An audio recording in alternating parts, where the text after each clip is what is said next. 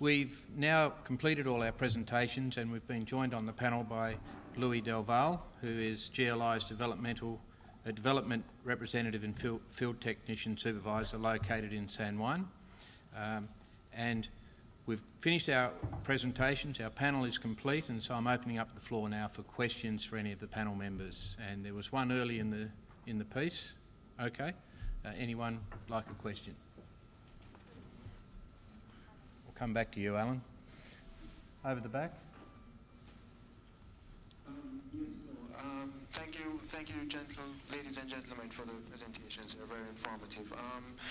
In regards to sort of digital commerce and digital money, I am happy for the efficiencies and the benefits of sort of the digital system. I think it helps both the consumer and also the institutions that provide betting and gaming. However, I'm a little worried that eventually we're going to be in a situation where digital money is so pervasive that essentially cash becomes obsolete, and in order for you to engage in a certain activity, you need to use digital money, which therefore means you'll be tracked. And what if I want to go to a pharmacy, let's say 1, 2 o'clock in the morning, figuratively speaking, and buy an ice mint? I can't do that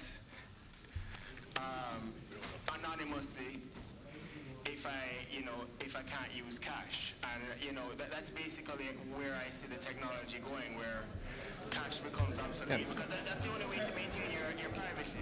Can you get to the question, please? Is that the question? Yeah, the privacy of digital money and please, let's get the question.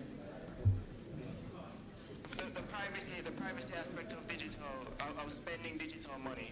Will you have no less privacy than you have with your bank? The transaction is in the bank.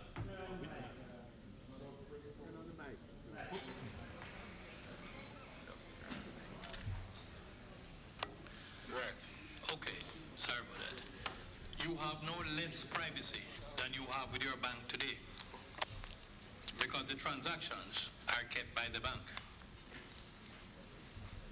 Yeah. Thank you. Alan? Sorry, I just have a point to make on that. Where I disagree is, I think you're right, we are moving towards a cashless society, but for the very reasons that you state, it will never become completely trackable. Prepaid cards will be your route to anonymity. Alan? Thank you.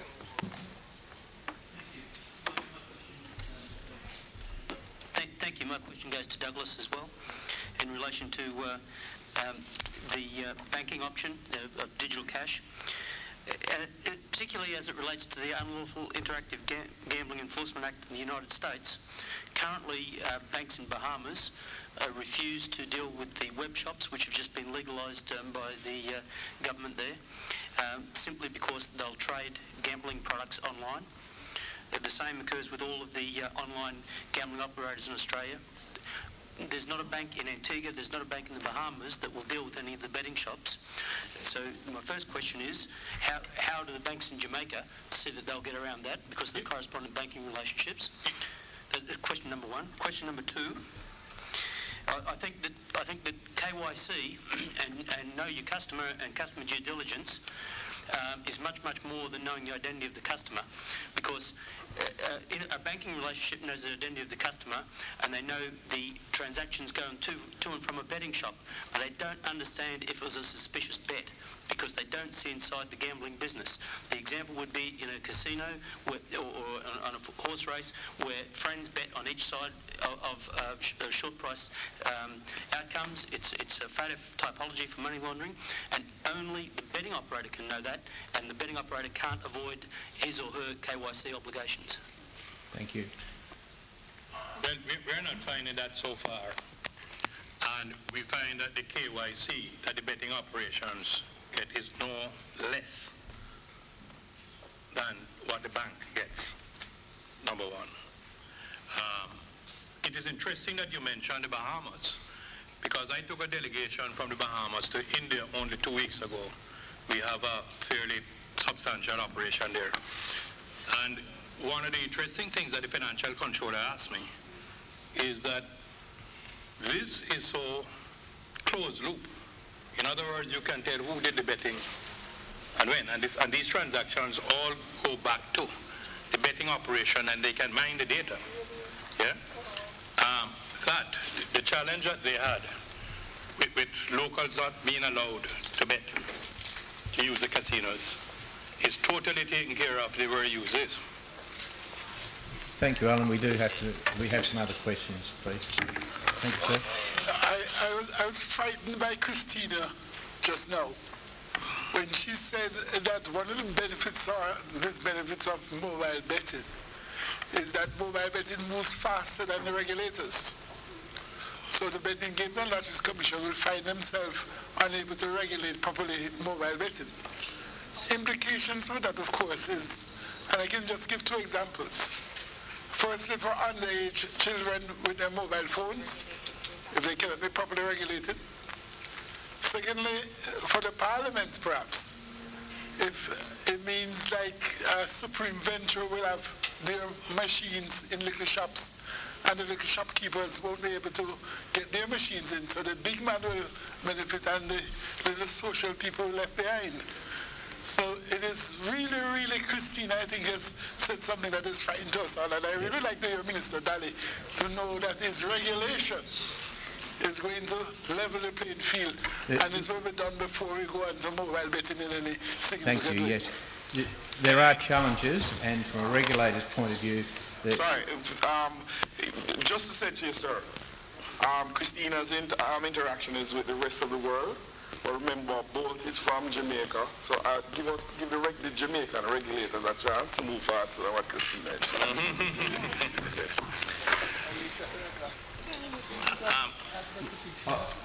I would just like to also add that we have Louis Del Valle from GLI, and you touch on a good point about regulators and legislation, but also from the operational new technology side, the regulators do rely upon gaming laboratories to provide assistance there, and Louis might be able to just make some comment with respect to how the regulators deal with new technology that we don't have standards for at the particular time and have to be developed. Yes. Hello? Definitely. Thank you very much for the invitation. Gaming laboratories is the world's biggest technical laboratory. And basically, we work on 455 jurisdictions. So you can imagine that we have been approached with different new devices and technology to test. And definitely when there is a new technology to test, and we know that it's not been used on gaming, we do approach the regulator for their observation and questions, and basically we get together with operators and regulators to put together a set of guidelines to best regulate this type of technology or equipment to fulfill, number one, that the games has the integrity, the fairness, and that the game has to be, could be audited, other than, of course, the normal functionality. I just want to add to Christine a brilliant presentation. Recently in Nevada, they had opened their regulation to skill games and variable pay tables. So we will see soon in our casinos, especially in Las Vegas, they will be the first one. Probably you will be playing a game, and with the feature that Christina mentioned, you could probably have a goggle, all right? And you're gonna go to second screen, bonus screen, and they will ask you questions based on your skill, your memory. Or you could be playing a Pac-Man game on the second bonus screen. If you're good, you're gonna get more credits if you're good. If you're not that good, well, you're gonna probably not get anything. So this is opening a bunch of new games and technology. Is gonna open room for them. And this is one of the things that the regulators need to discuss also. How are we going to allow this type of game, skill game? Are we going to allow this type of technology to be used? Again, GLI, when we test this type of technology, we always make sure that we ask regulators for their opinion, and we do have a set of technical standards. Basically, we do have mobile standards, and basically this has been used worldwide. So right now, GLI basically cover a bunch of technical standards. Yes, sir. Is there a question over here, over on the left, please? A lot of the technological advancements that we've discussed as it relates to mobile betting are all considered to be coming soon. So specifically as it relates to mobile money, where are we really in Jamaica with that? Does anyone actually have authorization to provide mobile money, or is it one of those things that's also coming soon?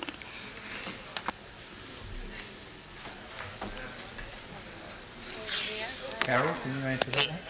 This is a priority project with the Bank of Jamaica. Right now we are going through pilots in coordination with the Bank of Jamaica.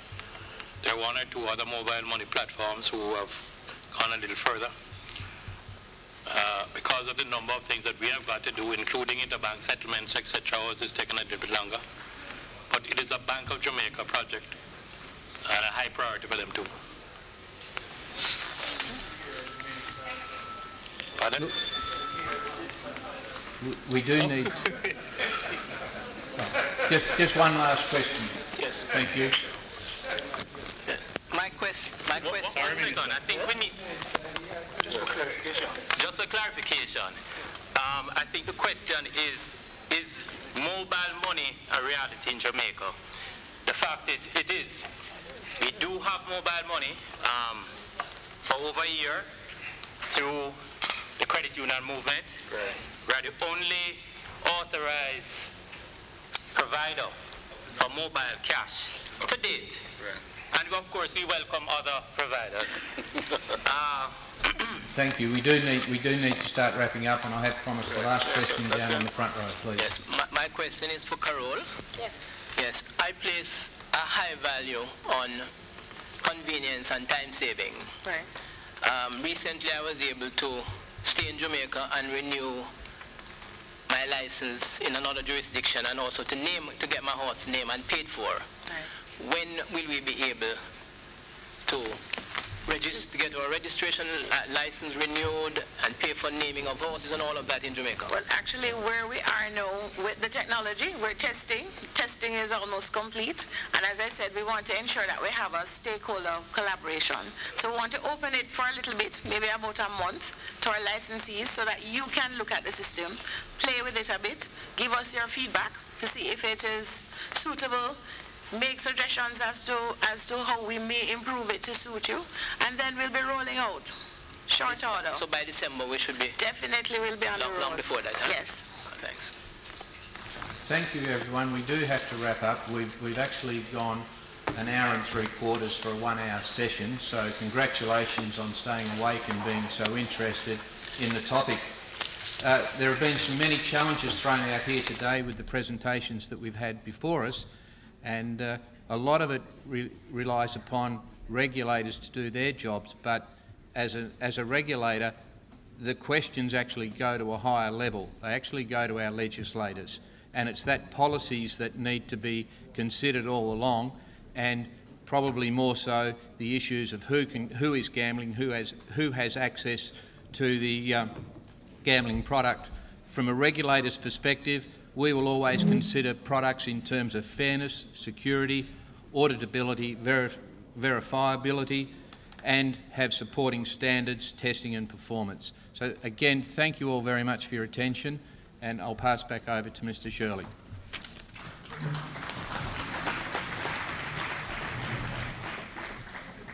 Thank you, Philip, and the panelists for a very engaging session. Really went into future trends, and some of them I hope we live long enough to see them.